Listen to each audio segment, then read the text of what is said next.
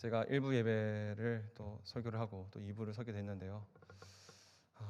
그 앞에 지난주 그리고 지지난주에 설교하셨던 권도세 목사님과 그리고 김평환 목사님이 주일 예배를 서게 되면은 보통 긴장감이 아니다라고 말씀해 주시더라고요. 저는 긴장 안 할 줄 알았습니다. 그런데 긴장했나 보더라고요. 금요일부터 자도 잠이 안 와요. 한 시간 한 시간만 자도 깨더라고요. 그래서 지금은 목이 좀 괜찮았는데 일부 때는 목이 완전히 잠겨가지고 좀 죄송했습니다. 그래도 조금 돌아와서 좀 다행인 것 같아요. 그래도 제가 좀 부족하지만 오늘 또 예배를 들으신 성도님들이 또 은혜로 들으실 줄을 믿습니다. 네. 제가 최근에 본 뉴스 가운데 만 1세 아이가 자신의 이름으로 세워진 건물에서 부동산 임대 소득을 받았다는 제가 뉴스를 본 적이 있습니다. 작년 2024년 기준으로 만 0세에서 1세 아이가 부동산 임대 소득으로 얻은 수익이 평균 1,800만 원이 된다는 그런 뉴스였습니다. 조금 다른 세상의 이야기 같죠. 근데 저는 이제 이런 뉴스를 보면서 또 문득 이런 생각도 들었습니다. 이게 사람의 본능 아닌가, 본성이 아닌가 생각이 들었습니다. 아이에게 주고 싶은 부모의 마음, 아이가 태어나자마자 남겨주고 싶은 것이죠. 내가 이 세상을 떠나기 전에 이 아이에게 남겨주고 싶은 것, 여러분 그 무엇입니까? 바로 유산입니다. 내가 수고해서 얻은 것을 내 자식에게 되물려 주고 싶은 것이죠. 이처럼 부모는 본능적으로 자식에게 가장 소중한 것을 남겨주고 싶어 합니다. 어떤 사람은 자식에게 부동산을 넘겨주려고 하고 또 어떤 사람은 아이의 이름으로 된 적금을 들어주기도 합니다. 남겨주고 싶은 것이죠. 저희 부모님은 유산은 아니지만 돈도 쓰면서 저희 부부를 저희 어머니를 만나게 되면은 저희 어머니가 제 아내 손에 쌈짓돈을 주먹에 꽉 쥐어 주십니다. 그러면서 제 아내한테 이렇게 말을 해요. 지은아, 네가 우리 희석이 만나서 참 고생이 많다. 이런 얘기를 많이 하십니다. 그러면서 저를 바라보면서 이렇게 말을 합니다. 서가, 니는 평생 고마워하면서 지내야 된다. 누가 네 같은 걸 만나 주겠노? 이렇게 많이. 그럼 네 같은 게 뭐냐 물어봤어요. 그랬더니 네 같은 사역자를 누가 요즘 같은 시대에 만나 주겠냐고 말씀하더라고요. 좀 마음이 아팠습니다. 그런데 여러분, 제가 오늘 유산에 대해서 얘기를 하려고 하는데 우리 그리스도인들이 남겨줘야 될 유산은 과연 무엇일까요? 바로 우리가 진짜 남겨줘야 될 유산은 바로 신앙의 유산입니다. 내가 가장 가치 있는 것, 내가 가장 소중히 여기는 것, 그것이 바로 신앙의 유산이기 때문입니다. 사랑하는 성도 여러분, 여러분들은 부모님께 어떤 신앙의 유산을 받으셨나요? 그리고 나는 내 자녀에게 어떤 신앙의 유산을 남겨주시려고 하십니까? 오늘 본문에서 이삭은 하나님께 제단을 쌓고 예배하는 모습을 기록하고 있습니다. 저는 이 본문을 통해서 이삭이 받은 유산이 무엇인지에 대해서 나누고자 합니다. 도대체 아브라함이 이삭에게 물려준 유산은 무엇인지, 그리고 그것이 우리랑 도대체 무슨 상관이 있는지 그것을 살펴보고자 합니다. 그래서 오늘 말씀을 받으실 때에 아브라함이 이삭에게 물려줬던 신앙의 유산이 저와 여러분들에게 그리고 우리의 자녀에게 흘러가기를 주님의 이름으로 소원합니다. 첫 번째로 아브라함이 이삭에게 남겨준 유산은 무엇인가? 한번 따라합시다. 믿음의 유산입니다. 한 번 더 따라할까요? 믿음의 유산입니다. 그렇습니다. 아브라함이 이삭에게 물려준 신앙의 유산은 바로 믿음의 유산입니다. 그냥 재산과 부동산이 아니라 믿음의 유산이에요. 손에 잡히는 그런 물건과 돈 같은 것들이 아니라 바로 하나님이 우리에게 복 주신다는 그 믿음을 유산으로 남겨주었습니다. 우리 본문 24절 말씀을 한 목소리로 읽어보겠습니다. 시작. 그 밤에 여호와께서 그에게 나타나 이르시되 나는 내 아버지 아브라함의 하나님이니 두려워하지 말라. 내 종 아브라함을 위하여 내가 너와 함께 있어 내게 복을 주어 내 자손이 번성하게 하리라 하신지라. 아멘. 우리 방금 읽은 24절 한번 눈으로 쭉 보십시오. 보시면은 하나님께서 이삭에게 나타나시죠. 그리고 뭐라고 말씀하십니까? 나는 내 아버지 아브라함의 하나님이 두려워하지 말라라고 말하고 있습니다. 하나님은 내가 너와 함께 있는 이유를 이렇게 말씀하세요. 나는 내 아버지 아브라함의 하나님이다. 이것을 말하고 있습니다. 그래서 하나님께서는 이제 이삭에게 내게 복을 주고 너와 함께하고 내 자손이 번성케 할 것이다 하는 언약의 말씀이 오늘 24절 말씀입니다. 그런데 이 본문에서 우리가 좀 주의 깊게 보고자 하는 부분이 있어요. 그게 뭐냐면 우리 24절 말씀을 보시면 아브라함의 이름이 2번 반복되고 있지요. 그런데 우리가 방금 읽었던 아브라함 말고 두 번째 아브라함은 뭐라고 표현을 하고 있습니까? 내 종 아브라함을 위하여라고 되어 있습니다. 그렇습니다. 내 종 아브라함을 위하여서 너와 함께 하겠고, 내 종 아브라함을 위해서 이삭 내게 복을 주겠고, 내 종 아브라함을 위해서 내 자손이 번성케 할 것이라고 언약하고 있는 것입니다. 여러분, 그러면 이삭이 도대체 누구 때문에 이 복을 받고 있는 겁니까? 아버지 이삭 때문입니다. 아버지의 신앙, 부모의 신앙, 부모님의 믿음이 유산이 되어서 복을 받고 있다는 사실을 보여주고 있는 겁니다. 여러분, 거미 가운데 염랑거미라는 그런 종이 있습니다. 이 거미는 주로 벼나 작은 식물 근처에서 조그만 벌레들을 잡아먹고 사는 그런 벌레입니다. 근데 이 거미가 산란기가 되면은 이 조그만 잎들을 싹 맙니다. 그리고 거미줄을 쳐서 입구들을 위아래로 전부 다 막아버립니다. 그리고 그 전부 다 닫혀 있는 그 방에서 만들어 온 집에서 알을 까고 새끼를 낳습니다. 그런데 모든 입구를 막다 보니까 그 거미가 나갈 공간이 없죠. 그러면 이 새끼들은 무엇을 먹고 자랄까요? 이 새끼들은 부모의 양분을 먹고 자라게 됩니다. 여러분, 여기서 우리는 알 수 있겠습니다. 사실 제가 염랑거미를 얘기했지만 그 외에도 우리 가시고기도 있고 여러 가지 자신을 희생해서 새끼를 기르는 그런 동물 또는 곤충, 벌레에 대해 우리는 너무 잘 알고 있습니다. 그런데 우리 인간도 사람에게도 이런 희생적인 사랑의 모습이 있습니다. 그러나 동물은 줄 수 있는 게 몸뚱아리밖에 없잖아요. 그런데 인간은 다릅니다. 무엇을 남겨줄 수 있죠? 유산을 남겨줄 수 있습니다. 그것이 물질이든지, 그것이 가치관이든, 그것이 신념이든, 아니면 오늘 본문과 같이 믿음을 유산으로 줄 수 있는 겁니다. 우리가 이미 잘 알고 있는 미국 16대 대통령 가운데 링컨 대통령이 있죠. 링컨이 대통령이 당선되었을 때 아주 낡은 성경책을 들고 나왔습니다. 빳빳한 성경책이 아니라 낡은 성경책을 가져왔습니다. 그게 누구의 성경책입니까? 어머니의 성경책입니다. 그러면서 이렇게 말을 했습니다. 이 성경책은 어머니가 제게 물려주신 성경입니다. 저는 이 어머니가 물려주신 성경의 말씀을 통해서 대통령이 되었습니다라고 고백을 했습니다. 저랑 친한 형님 중에서 이 링컨에 대해서 이 일화에 대해서 이렇게 말하는 형들이 있더라고요. 이제 목사님들이 이 링컨 이야기 좀 안 했으면 좋겠다. 이제 좀 너무 지겹고 너무 고리타분하다. 이렇게 말하는 형이 있더라고요. 그런데 저는 그렇게 생각하지 않아요. 오히려 이 일화를 들을 때마다 오히려 그때마다 새롭고 나도 내 자녀에게 이 말씀을, 신앙을, 믿음을 전수해야겠다라는 생각을 저는 많이 하게 됩니다. 왜?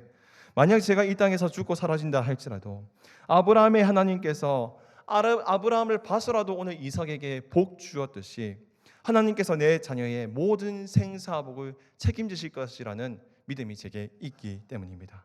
그래서 저는 제 미래의 자녀에게 믿음의 유산을 남겨주고 싶습니다.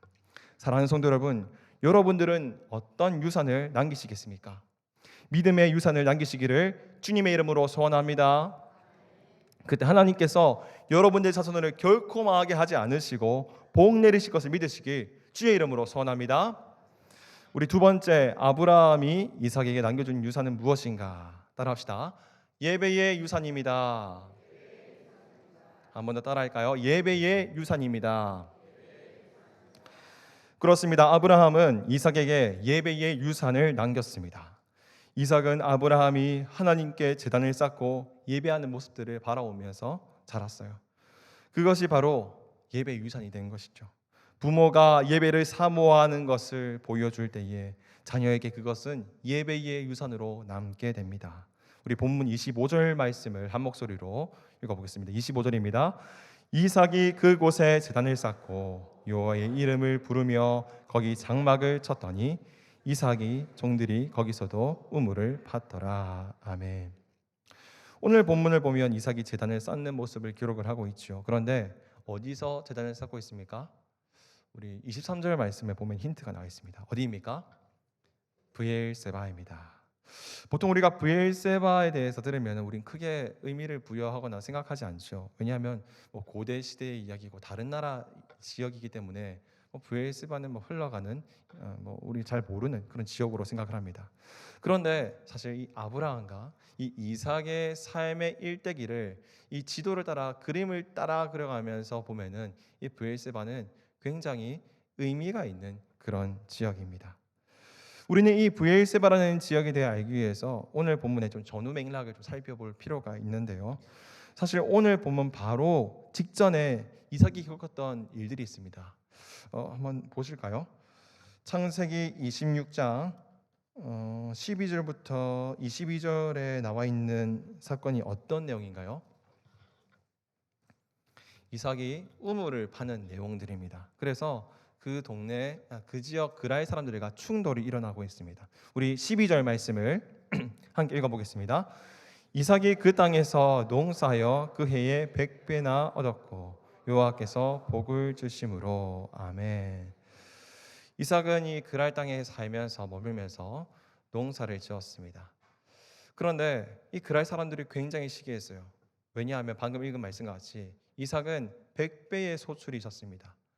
보통 이 그랄 땅에 살고 있었던 보통 사람들은 보통 뭐 일반적으로 수확하는 양만큼 수확을 하는데 이삭은 훨씬 더 많은 수확을 하니까 사람들이 시기를 했던 겁니다.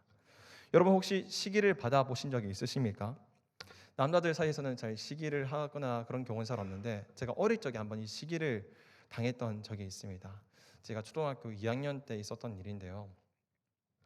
저는 이제 어릴 적에 예배를 드릴 때 맨 앞자리에서 부서 예배 드리는 걸 좋아했습니다. 제가 뭐 엄청 경건하거나 그래서 그런 것이 아니라 앞자리에서 열심히 율동하면 달란트를 좀 더 많이 주더라고요. 그래서 그것 때문에 그것 때문에 좀 친구들하고 앞자리에 대한 다툼이 많았어요. 그래서 교회에 도착해서 스트레스 문 열리자마자 예배당까지 달리기 시합하는 그런 일들이 많았습니다. 그날따라 제가 그 제일 좋은 달란트 받기 제일 좋은 자리에 걸려서 딱 그 자리에 섰습니다. 그런데 그 자리에 앉고 싶었던 친구가 옆에 있었어요. 말씀이 끝나고 찬양할 때까지 그 친구가 분을 못 풀더라고요. 저는 그냥 무시하고 있었죠. 근데 마침 또 그 친구가 그날이 또 생일 잔치하는 날이었습니다. 한 달에 한 번. 그때 그 친구가 이제 생일 선물로 받았던 것, 그 친구가 생일이라서 생일 선물을 받았는데 그때 받았던 선물이 뭐냐면 요즘엔 없는 연필깎이인데 예전에 되게 은 색깔 또는 금 색깔로 돼서 집 모양 연필깎이 혹시 아십니까? 아시죠? 요즘은 잘 안 나오더라고요. 그 연필깎이를 받았어요. 쇠로된 거. 근데 이 친구가 그 분이 안 풀리다 보니까 그 딱딱한 쇠 연필깎이로 제 머리를 콱 찍었습니다. 이게 보통 딱 소리가 나야 되잖아요. 딱 소리가 안 나고 푹 소리가 나더라고요. 저는 처음엔 이 머리에 찍혔을 때 뭔가 시원한 느낌이 나더니 순식간에 시뻘건 게 뭐 얼굴을 덮치더라고요. 근데 이게 지금 일어나면 정말 큰 일이지만 그 당시는 이제 부모님들께서 또 믿음을 가지신 분들은 좋은 게 좋은 거라고 부모님들끼리 서로 화해를 하고 저희들도 서로 이제 귤 하나씩 나눠주고 그렇게 화를 풀었던 기억이 있습니다. 제가 이 이야기를 왜 하냐면 이 시기에 대해서 말하면 되겠는데 이삭에게 이런 시기를 받았다는 겁니다. 시기를 받으니까 이 그랄 땅에 살고 있던 이 블레셋 사람들이 이삭이 우물을 팔 때마다 그 우물에 다시 도로 흙을 집어넣어서 우물을 못 쓰게 하는 겁니다. 이런 일들이 계속 반복됐어요. 그래서 이삭은 굉장히 어려운 일들을 겪고 있었습니다. 여러분 당시 이 우물은요 생존의 문제입니다. 민족이 내 족속이 살아남느냐 죽느냐의 문제였어요. 그래서 이 그랄 사람들과 이 충돌은 이삭을 굉장히 어렵게 했습니다. 그래서 결국에 마지막으로 팠던 우물이 무엇입니까?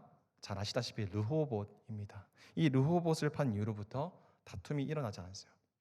그런데 이삭은 이런 이 우물과 관련된 충돌, 이런 문제들이 일련의 과정들을 겪으면서 한 가지가 하나 생각이 났을 겁니다. 그게 뭐냐? 아버지 아브라함도 이 그랄 사람들하고 똑같은 문제를 겪거든요. 이 그랄 사람들하고 똑같이 우물 문제로 다툼이 있었던 적이 있었습니다. 우리 잠깐 창세기 21장 앞으로 넘어가 볼까요? 21장 뒷부분을 한번 보십시오. 창세기 21장 뒷부분에 보시면 22절 위에 뭐라 되어 있어요? 아브라함과 아비멜렉의 언약이라고 되어 있습니다. 그러니까 아버지 아브라함도 이 우물 문제로 이 그랄 사람들, 이 아비멜렉 왕하고 충돌이 있어서 골머리를 앓고 있었습니다. 그러면 이 문제를 어떻게 해결했느냐? 이 블레셋 왕 아비멜렉하고 언약을 맺어버립니다. 사실 이 언약을 맺었던 이 우물도요, 사실 아브라함이 판 우물이었습니다. 하지만 더 이상 이 우물이 누구 거냐 왈가왈부하지 말자는 이 조건으로, 그래서 아브라함은 암양 7마리를 주고 그 우물을 사 버렸습니다. 그때 아브라함이 언약했던 장소가 어디냐? 바로 브엘세바예요. 우리 창세기 21장 31절 말씀을 한 목소리로 읽어보겠습니다. 두 사람이 거기서 서로 맹세하였으므로 그곳을 브엘세바라 이름하였더라. 아멘. 자, 여기 우리가 보시니까 브엘세바에 각주가 달려 있을 겁니다. 뭐라고 되어 있어요? 그렇습니다. 맹세의 우물입니다. 이 브엘세바는 이미 우물이 있던 땅이에요. 아버지 아브라함이 우물을 팠던 장소가 브엘세바입니다. 그래서 이삭은 자신이 겪었던 이 우물과의 다툼 사건의 일련의 과정들을 겪으면서 아버지가 생각났던 거예요. 그래서 아버지가 우물을 팠고 아버지가 언약을 맺었던 브엘세바로 돌아간 것입니다.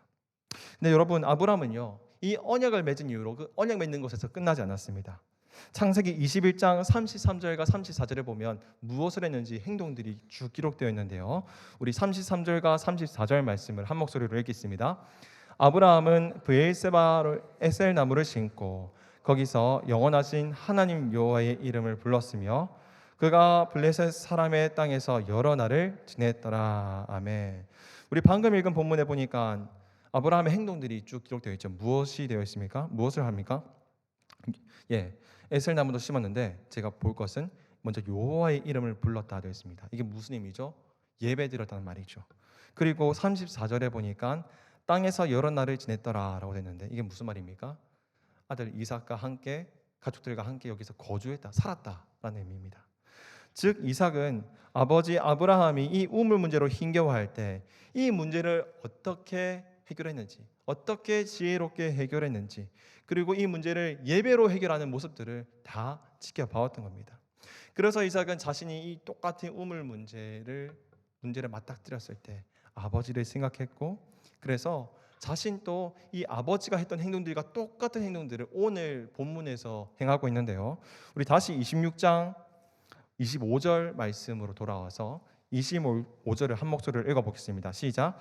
이삭이 그곳에 제단을 쌓고 여호와의 이름을 부르며 거기 장막을 쳤더니 이삭의 종들이 거기서도 우물을 팠더라. 아멘.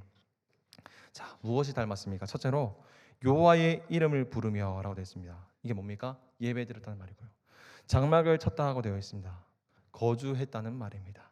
그리고 우물을 팠다 되어 있는데 이것은 아버지의 우물이 시간이 오래 지나면서 흙이 덮였어요.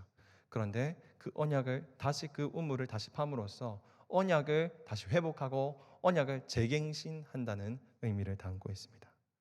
사랑하는 성도 여러분, 이삭에게 있어서 이 브엘세바는 그냥 이스라엘의 흔한 그냥 지역 정도가 아닙니다.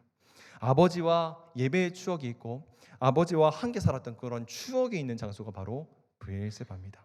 아버지와 함께 살았던 그곳이 바로 이 브엘세바인 것이죠. 여러분, 제가 지난 수요 성령 기도회 때 길갈에 대해서 설교를 하면서 정영문 선생님의 말을 인용을 했었습니다. 정영문 선생님의 검은 이야기 사슬에서 이 장소에 대해서 이렇게 말을 하고 했는데요. 장소는 언제나 사라진 시간의 흔적으로 존재한다. 이게 무슨 말입니까? 시간이 흐르면 사라집니다. 시간은 사라지죠. 그런데 특정 장소에 가면 우리 그 지나간 시간의 흔적들이 남아서 생각난다는 말입니다. 이삭에게도 그랬을 겁니다. 이삭에게 브엘세바가 그렇습니다.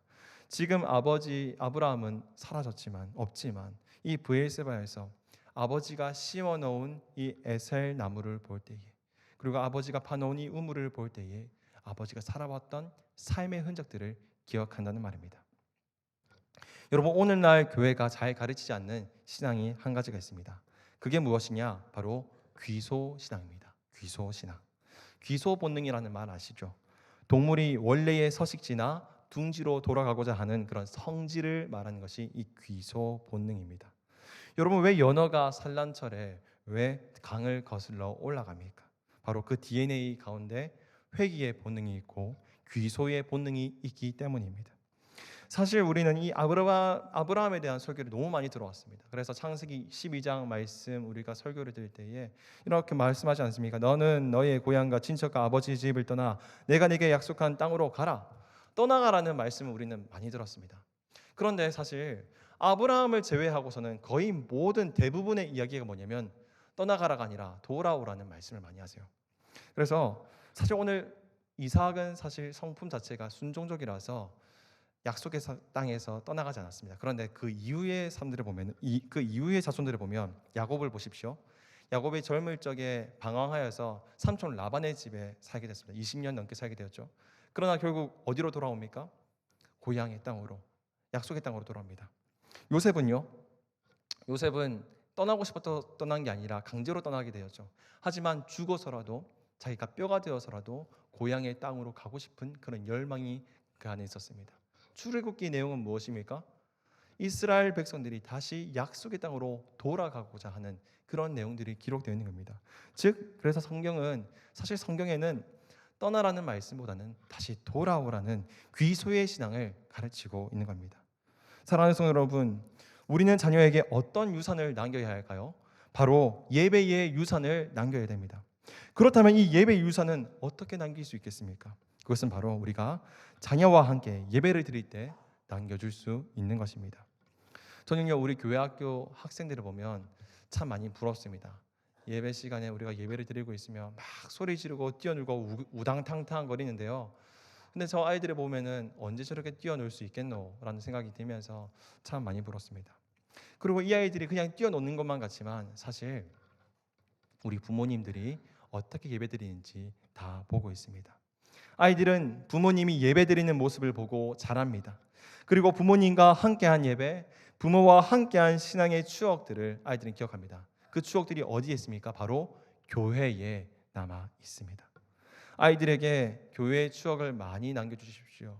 그래서 우리 하늘생 교회에 자란 우리 아이들이 하늘생 교회를 추억하고 이 하늘생 교회 안에서 우리 부모님들이 예배드리는 모습을 통해서 예배의 유산이 남을 수 있도록 인도하십시오. 사랑하는 성도 여러분, 여러분들에게 브엘사바는 어디입니까? 혹시 내 자녀는 브엘세바를 떠나 있지는 않습니까? 오늘 저와 여러분이 자녀에게 예배의 유산을 남기시기를 주님의 이름으로 소원합니다. 마지막 세 번째, 아브라함이 이삭에게 남긴 유산 따라 하실까요? 삶의 유산입니다. 한 번 더 따라 할까요? 삶의 유산입니다. 그렇습니다, 여러분. 돈만 유산으로 남는 것이 아니라 우리의 삶도 유산으로 남습니다. 내 삶도 자식들에게 남겨집니다. 내가 어떻게 살았는지, 어떻게 살아왔는지가 내 자녀들에게 똑같이 삶의 유산으로 남는 겁니다. 여러분 주변에 자녀들을 낳은 부모님들을 보면 참 유전자의 힘은 강하다라는 생각이 듭니다. 어떻게 그렇게 아버지를 닮았는지, 어떻게 그렇게 할아버지를 닮는지 이 유전은 참 많이 좀 대단한 것 같습니다. 저도 이제 조카가 있는데요. 조카 3명이 있습니다. 누나가 3명의 아이를 낳았는데 그 중에서 저를 닮은 조카가 있는데 둘째 조카예요. 저도 둘째거든요. 걔도 둘째인데 둘째만 닮은 게 아니라 외모도 닮았고요. 심지어 성격도 닮았습니다. 이 둘째가요. 첫째 형한테 얼마나 얻어터지는지 맨날 얻어터져가지고 삐지고 웁니다. 근데 저도 그랬거든요. 누나한테 맨날 맞아가지고 얻어터져가지고 울고 삐지고 했던 모습들, 그런 모습들이 너무 닮아가지고 괜히 좀 마음이 많이 가더라고요. 여러분 저는 어릴 적에 아버지가 좀 엄했습니다.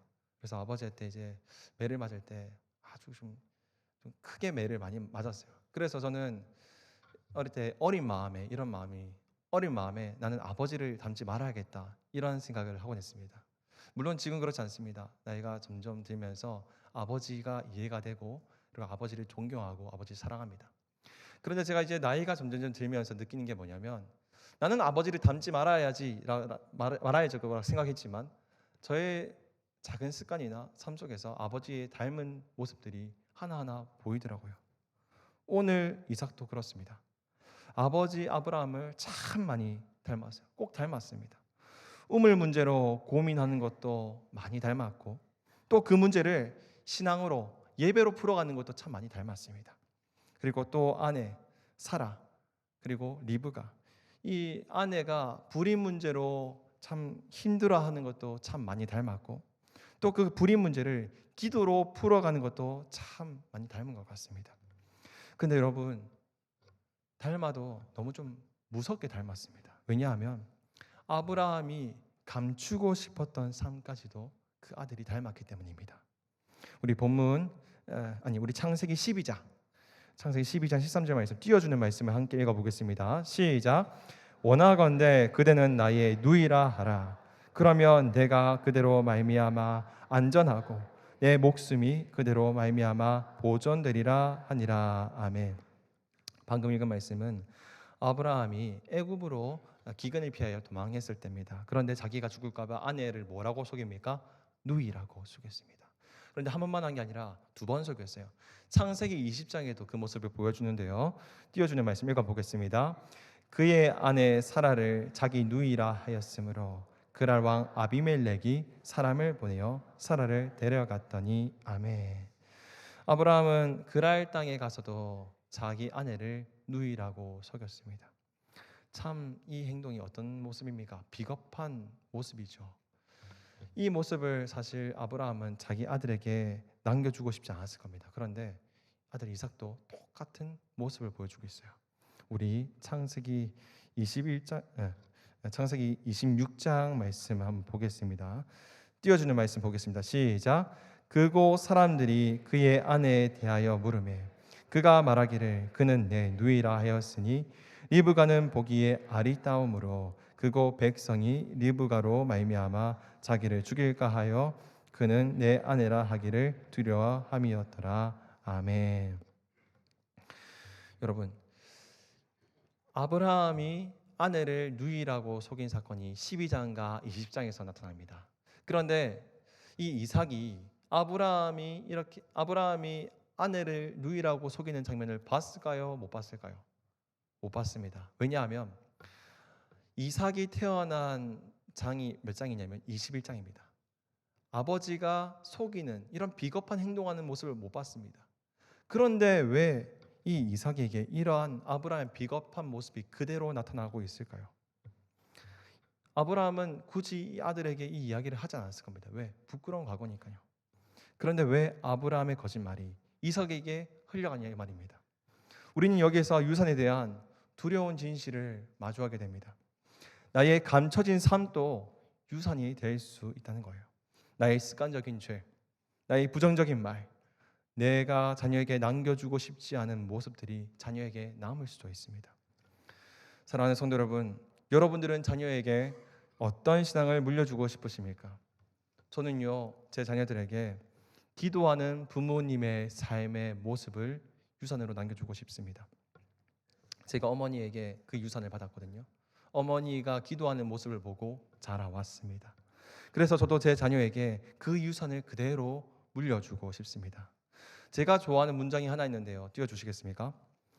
기도하는 부모의 자녀는 결코 망하지 않는다. 누가 한 말인지 모르겠어요. 그런데 이 문장이 제 가슴 속에 남아 있습니다. 여러분, 우리의 삶은 언제고 깨끗할 수가 없습니다. 보십시오. 믿음의 조상 아브라함도 넘어지는데 우리가 어떻게 항상 깨끗할 수 있겠습니까? 언제까지 올곧게 살 수 있겠습니까?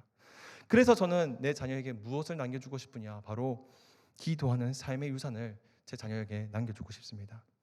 제가 살아가면서 넘어지고 힘겨울 때 하나님을 의지하는 그 모습이 제 자녀에게도 남았으면 좋겠습니다.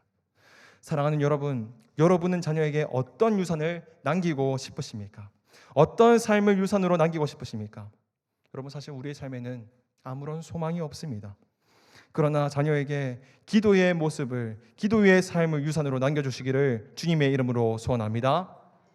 여러분, 기도하는 부모의 자녀는 결코 망하지 않습니다. 이것을 믿으시는 저와 여러분 되시기를 주님의 이름으로 소원합니다. 우리 이제 모두 일어나서 말씀을 기억하면서 함께 찬양하도록 하겠습니다.